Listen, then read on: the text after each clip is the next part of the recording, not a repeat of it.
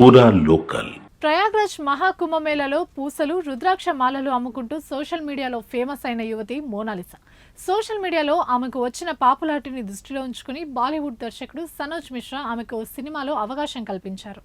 తాను తీయబోయే తదుపరి చిత్రం ది డైరీ ఆఫ్ మణిపూర్లో ఓ పాత్రకు ఆమెను సనోజ్ ఎంపిక చేసుకున్నారు. మధ్యప్రదేశ్కు వెళ్లి ఆమె కుటుంబ సభ్యుల అంగీకారం కూడా తీసుకున్నారు.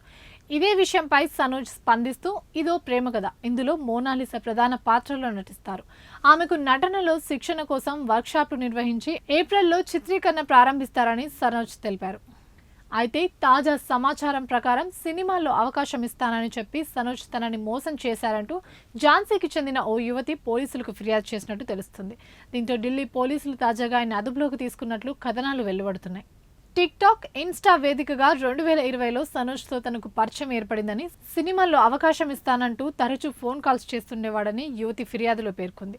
ఓసారి అతడు ఝాన్సీకి వచ్చి తనకు ఫోన్ చేశాడని, తను చెప్పిన చోటికి రాకపోతే చనిపోతానని బెదిరించడంతో యువతి వెళ్లినట్లు తెలుస్తోంది. అప్పుడు తను రిసార్ట్కు తీసుకెళ్లి మత్తుమందు ఇచ్చి వేధించాడని, అసభ్య వీడియోలు చిత్రీకరించి బెదిరింపులకు పాల్పడ్డాడని యువతి వెల్లడించింది. ఆ వీడియోలు బయట పెడతానని బెదిరిస్తూ పలుమార్లు తనపై అత్యాచారం చేశాడని ఆమె తెలిపింది. సినిమాల్లో అవకాశం ఇస్తానని, పెళ్లి చేసుకుంటానని అసత్య ప్రమాణాలు చేశాడని ఆమె ఫిర్యాదులో తెలిపింది. యువతి ఫిర్యాదు మేరకు కేసు నమోదు చేసుకున్న ఢిల్లీ పోలీసులు ఆయన అరెస్ట్ చేసినట్లు ప్రచారం జరుగుతుంది. ఇవి ఇప్పటివరకు ఉన్న అప్డేట్స్. మరిన్ని అప్డేట్స్ కోసం చూస్తూనే ఉండండి పూరా లోకల్.